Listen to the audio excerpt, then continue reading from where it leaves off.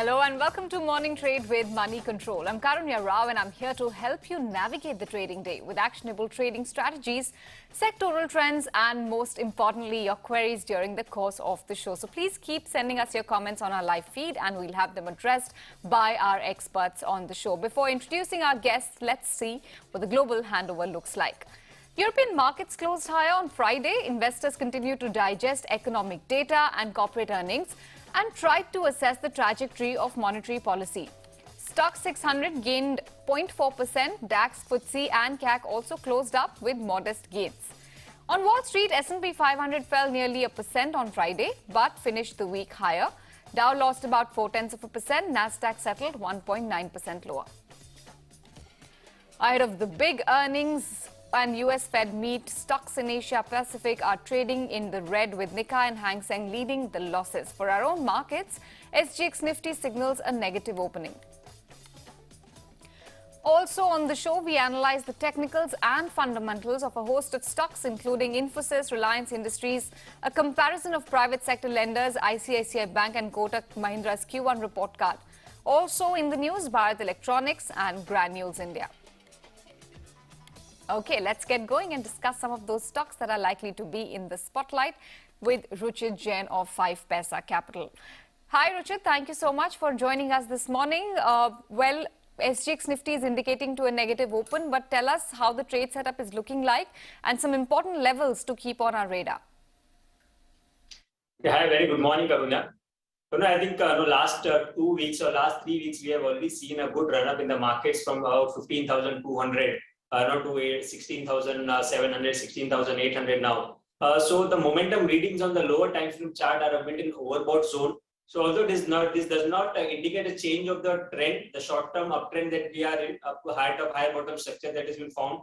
But usually whenever we see such overbought setups, either there has to be a time-wise correction or a price-wise correction before the momentum resumes. So we believe that we would see some pullback move in the market in this week before the expiry, since we have important event as well related to Fed policy outcome during this week. So before that, we will see some price-wise correction and market could correct up to that 16,500 to 16,400 range where important support zone is placed. So for now, we are advising traders to start booking profit on long positions over here. Wait for a decline towards that 16,500, 16,400 range. Maybe you would get the decline before the expiry. And that I think should be a crucial support level for the markets going ahead.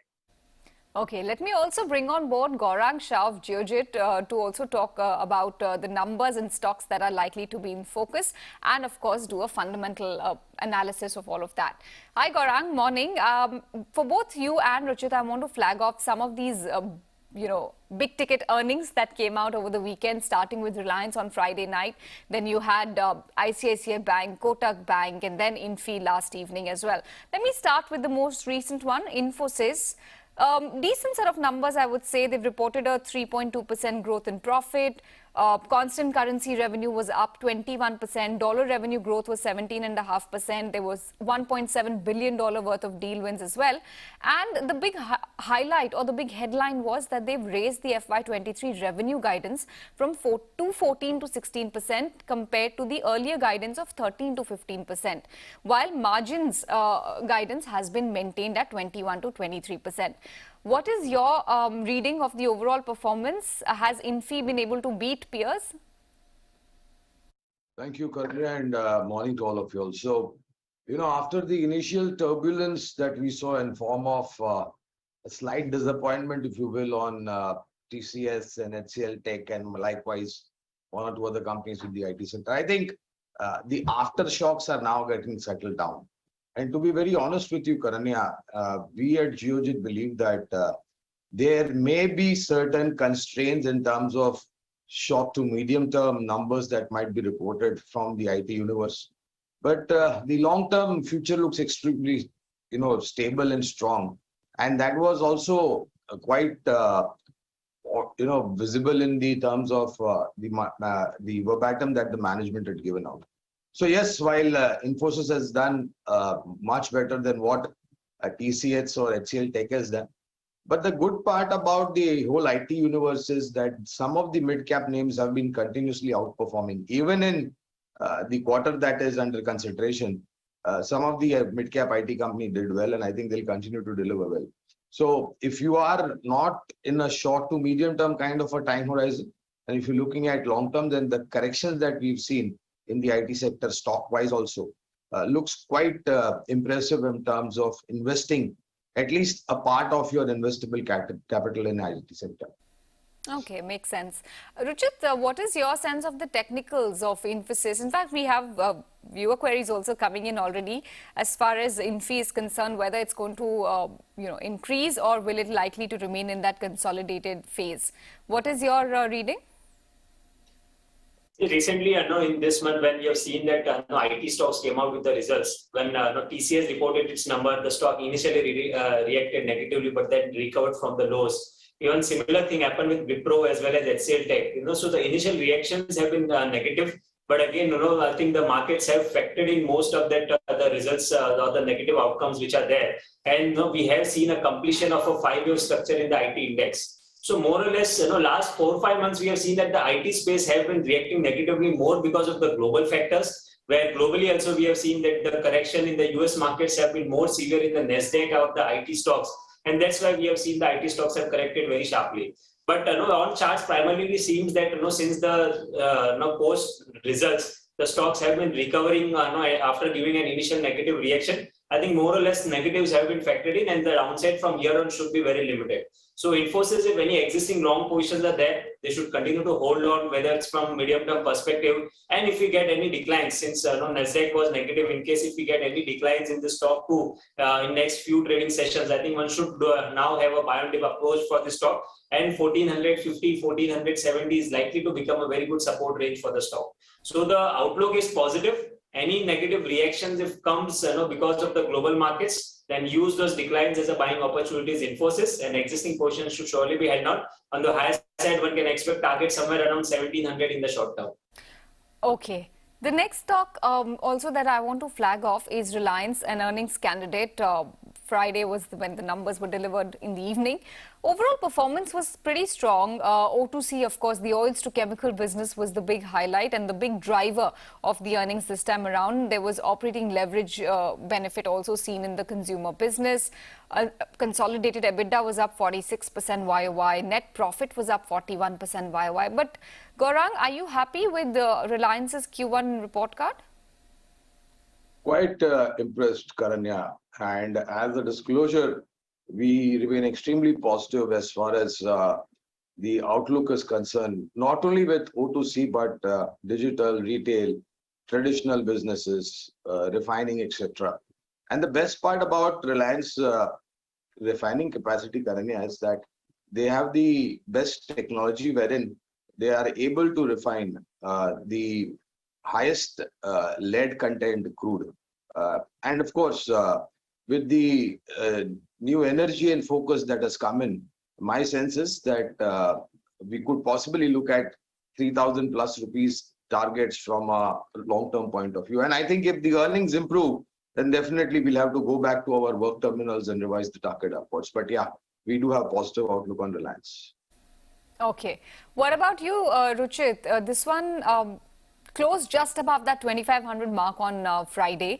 Decent gains last week, 3.5% higher in the last 5 sessions. But talk to us about the way forward. What are the important levels here? So last few months, prices have already seen correction from about 2840 to 2400, even sub 2400 levels. But the only worry is that in this recent up move, we have seen the markets have given a pullback move from 15,200 to 16,800. But Reliance Industries has not participated much on the upside, except that one-day gap up opening which we saw during early last week based on the news fronts. So we are of the opinion that the price-wise correction may be over. We should not see any further price-wise correction in the stock. But there may be some time-wise correction left in the stock where we would see some consolidation phase in the near term. So on the higher side, about 2,600 would be the resistance for the stock, and 2,400 has become a good support. So it would be trading, it should trade within this 200 points range in near term. And once this time-wise correction is also completed, then I think the stock has potential to resume its high degree trend. So it depends on the time horizon. If anyone has bought it only from results perspective, anyone has positions, and if we get some positive move towards that 2570, 2600 resistance range, then one can look to book out some positions over there. But yes, from a mid to long term perspective, I think some time-wise correction could be there, and then the stock could resume its uptrend. Okay. I want to do a comparison of sorts for ICICI Bank and Kotak Mahindra. Gaurang, you must have seen the numbers during the weekend. ICICI Bank, healthy 50% growth in profit. They've seen a sharp decline as far as provisions are concerned. On the other hand, you had Kotak Mahindra, whose profits were slightly lower than expectations because of bad loan provisions. So asset quality, yes, both of them have seen a good improvement on a QOQ basis. NII has seen a good, strong double-digit growth as well for both of these banks. Any of the two, any of the names you like between the two, or a third bank perhaps that you guys find attractive at this juncture? So to be very honest with you, for quite a long period of time, Karanya, we at Geojit believe that priority should be given to private sector banks when it compares to long-term time horizon, investment kind of a philosophy. And this is also a fact, Karanya, that for the last many years, private sector banks have outrun public sector banks. They have beaten them hands down. And this run rate will continue. The problem is that for short term, medium term, because of certain accounts going a little bit on the gray side, provisioning might look a little bit elevated. But my sense, Karanya, is that if you want to look at one of the outperforming stocks for the next 1.5 to 2 years, then my belief is banking is going to be that one particular sector, especially the private sector banks. And out of the two names that you have just mentioned, ICICI Bank and Kotak Bank, well, we have preference on both. Along with that, you have the great merger coming through of HDFC Limited and HDFC Bank, which will make one of the strongest balance sheets in the financial universe. And then you have lots of Axis Bank. And if I'm not mistaken, I think Axis Bank comes out with the numbers this week. Loan growth, that is credit demand, is going to drive the NIMs. And because of the new normal, you are going to see considerable amount of lower numbers as far as the gross and net NPAs are concerned. So yes, we believe that banking and finance, along with some NBFCs, very strong NBFC names, will continue to deliver. Okay, that's heartening to know, I'm sure, for many of our viewers who are invested in the banking space. Ruchit, we're getting a lot of questions on ICICI Bank, Kotak and HDFC actually. Subramaniam wants to know your view on Kotak Mahindra after the results.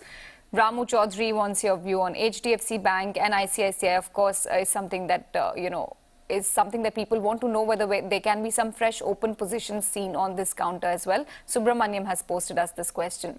So between the three names, what catches your eye? In the chart structure, if I look at all three names, then the strongest one technically looks ICICI Bank. We have seen a good high top, high bottom structure formation on the mid to long term charts as well. A triangular or consolidation breakout has been seen. And I think it won't be too long that the stock would again march towards its all-time high levels. So HDFC Bank also looks good, but it needs a breakout above that 1420, 1425 mark for any significant up move, because last 3 months the stock has seen a broad consolidation. And that 1420, 1325 is the 200-day exponential moving average, where again and again on pullback moves, the stock is facing the resistance. So the structure is not negative, but the momentum will pick up once the stock crosses that 1420 or 1425 mark. So if any existing positions are there, one can continue to hold on. And in case if we see a breakout above this resistance, then some fresh additions can be done. So ICICI Bank would be the strongest, would be the most preferred among these three names, followed by HDFC Bank once we get a breakout above that level. Kotak Mahindra Bank have seen a pullback move, but we have not seen very high volumes in this pullback move of last few weeks. So I think we need to see a structure where the price up move gets supported by good volumes. I think then only we could see some relative outperformance or a catch-up rally coming in from the Kotak Bank as it has seen a relative underperformance to ICICI Bank over the last few months. So I think relatively ICICI Bank looks much better than Kotak Bank on charts. So if one is looking for a relative strength stock, then ICICI Bank should be preferred over Kotak. Okay, thumbs up then to ICICI Bank. Also, a query coming in on HDFC Life. Parth Chaudhary has written to us for your view on HDFC Life. One of the biggest underperformers, actually, if we look at the recent market bounce back, this one hasn't really participated in the up move. Yes, it briefly breached that 600 mark back in June period, but once again, it's been hovering in that 530, 550, 570 range. So, talk to us about the technicals of HDFC Life and whether or not one should look at buying at these levels. So we have seen a lot of volatility recently in the stock. The price is first corrected from 680 to about 500. From 500, the pullback move also was very sharp to about 610. Now again, the stock has corrected and is not participating in the recent pullback move in the market. So I think usually whenever we see such higher volatility in the stocks, then wait for some correction towards the support, and if you want to look for any buying opportunities, because the risk reward ratio becomes favorable whenever you get the stock near the major mid to long term supports. And the mid to long term support for the stock is placed around 500 to 520. So it's quite close to that level. In case if we see some more declines towards that 510, which was the previous swing lows, I think there the risk reward ratio would become favorable to take some contra bets. So for now, if any existing long positions are there, have some medium term view and continue to hold on. And if one is looking to add any fresh positions in HDFC Life, then wait for declines towards that 500, 510, where some risk reward ratio would become favorable to buy the stock. Okay. Gaurang, I want to ask you, we're getting a lot of questions as far as the broader markets are concerned, many mid-cap names that people are looking at right now. And there has been a good recovery. If we look at the mid-cap index, it's even the small cap actually, they've recovered about 15% from 52 weeks low. Nifty Bank has also seen a good bounce back of 14-15% from 52-week low. Blue chip index, of course, Nifty 50 has also seen a good rebound. But of course, it's the mid-cap indices and the small cap indices which have seen a larger quantum of recovery. Of course, the quantum of fall was also much higher here. But when it comes to stock picking, at times like this, when markets are seeing very, very unpredictable moves, a lot of volatility, talk to us about what one should look at, how to go about picking stocks.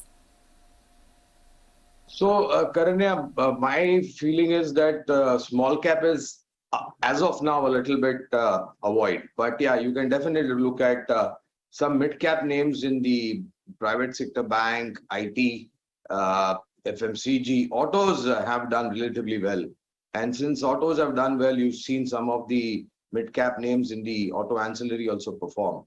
And then of course you have the not so very favorite of the market, cement and metal. I think broadly these should be your preferred sectors when it comes to picking up some of the strong growth stories in the mid cap universe. I would avoid small cap because my sense is that they have not been able to do justice as far as the earnings is concerned. And if your earnings don't deliver, then there is a lot of restriction in terms of the upside move for small cap companies. Okay, all right. Since you're talking about some quality names from the broader markets, we have a question coming in from Vedanta from Emmanuel Matthew. Do you have a view here on metal stocks at large and Vedanta, Gaurang? So I'll give you our order of preference to have a better understanding for your viewers. So in order of preference in the metal universe, we like Tata Steel, followed by JSW Steel, Hindalco and Vedanta. And we very recently saw, I think the stock went down to about 200 odd rupees to 20 odd. And then you saw some, news, etc. coming through in the recovery. And of course, the export duty also paid a sport as far as the metal sector is concerned.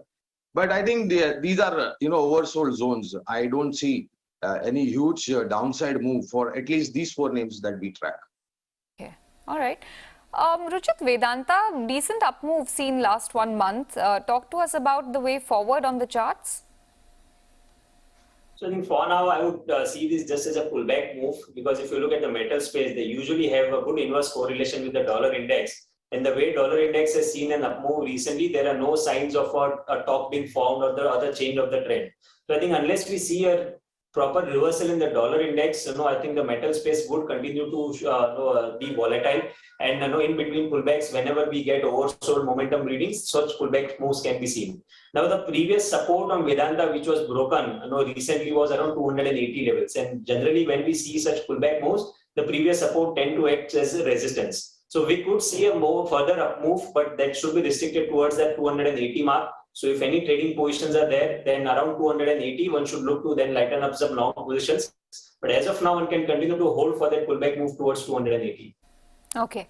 The next question that's coming in from our viewer is on Tata Elxsi. Abhishek Ranjan wants you to address this particular stock. Ruchit, good gains coming last 1 month. It's been consistently trading above that 8,000 mark. And not only that, it's actually now close to 8,400. Is that upward trajectory going to sustain? Yes, certainly. I think even if we should do some relative analysis with other stocks within the IT names, well, last 4 or 5 months, IT space has seen a very sharp price-wise correction. Tata Elxsi somehow has managed to show some time-wise correction rather than price-wise correction. And the stock has also formed a good support base around its 200-day exponential moving average in this recent corrective phase. So this is a very positive sign that when the entire sector has gone through a price-wise correction, this was the only name within the IT space which had seen time-wise correction. And now again, the momentum has started picking up with the IT stocks showing a pullback move. So I think definitely one should continue to hold on to the stock. The downside seems to be very limited. I think 8,000 is a good support for the stock now. So keep a stop loss somewhere below 8,000 and continue to hold. The probable targets for the short term could be seen around 8650, followed by 8900. Gaurang, you were talking about IT companies and their prospects. Mid-cap IT specifically, do you have a view here for mid-cap IT? And if you want to share any notes on Tata Elxsi? Right. So, like I mentioned, Karanya, I think this is one of the names that I was referring to a while back in terms of outperformance of certain mid-cap IT companies compared to the large-cap IT companies. So, yes, Tata Elxsi features in our fundamental coverage. Along with that, we have a positive view on KPIT Technologies, Mindtree, L&T Technologies, Coforge, Cyient Limited, and Persistent Systems. So, that's your mid-cap IT universe, where we believe that the run rate of earnings as well as return on investment will be far, far better and stronger when it comes to some of the large cap names, Karani. Okay. All right. Gaurang, one more query I want you to address before we let you go. This is Pradyumna Kulkarni wants to understand whether they should hold or sell Hindustan Unilever. Very strong gains coming in fact, for the entire FMCG pack ever since the commodity basket started seeing some correction in prices. Talk to us about HUL. Do you think one should continue to hold? I see no reason why you want to book out in case if you're not in need of money, Karanya. And our sense is that the entire FMCG universe, which saw a downward rating because of volumes coming out on the lower side, etc. And I still remember, I think it was not too long ago when HUL was trading at somewhere close to about 2,000 or 2,100. And a lot of people had written off on this particular stock. But the fact of the matter, Karanya, is that when you have a good monsoon for the 4th consecutive year, the demand from semi-urban and rural India drives the fortune of FMCG companies. And you have always a robust demand in terms of metros and tier 2, tier 3 cities. So we are penciling a target of somewhere close to about 2,850, 3,000 on HUL. And I think if the volume goes and the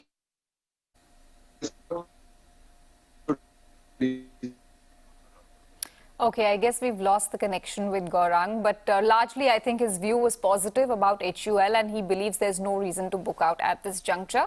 Ruchit, what about your picks for the day? Would you like to flag off the stocks that our viewers can also keep on their watch list? So a couple of buy recommendations, Karuna. First of all, coming onto market, as I said in the start, that we expect some price-wise correction, in the next 2 or 3 trading sessions because of overward momentum setups. So one should look this peaks, from a short-term perspective and not just intraday. Use any declines if you get today as a buying opportunity. For the first pick, to buy would be Bharat Forge. Primarily on the weekly charts, we have seen a good breakout from a falling trendline resistance. Prices have also formed a good support base in the price up move. During last week was supported by rising volumes. So this is a good sign. So I think some outperformance would be there in the Bharat Forge in the near term. One can go long in Bharat Forge with stock below 682 for short-term targets of 735 followed by 748. And my second pick would be from the mid-cap space, which is Polyplex Corporation. Even this stock, if you look at the compare with the broader mid-cap basket, then when the broader mid-caps have seen a very sharp price-wise correction, this stock has primarily seen a lesser correction and has seen a relative outperformance, where again its 200-day exponential moving average support has been held on. Now, after this correction, again a higher top, higher bottom structure has been resumed, which are signs of a resumption of its high degree uptrend. So Polyplex would be another pick where one can look to add at current levels of, or if we get any declines, look that as a buying opportunity in this week. Keep a stop loss below 2220, and we expect near-term targets around 2520 and 2650.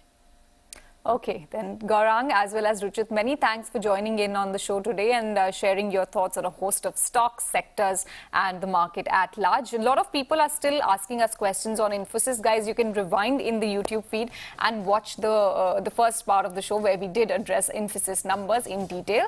With that, we're going to wrap it up on this edition of Morning Trade with Moneycontrol. Thank you for tuning in. Stay tuned. Markets with Santo and CJ is coming up next.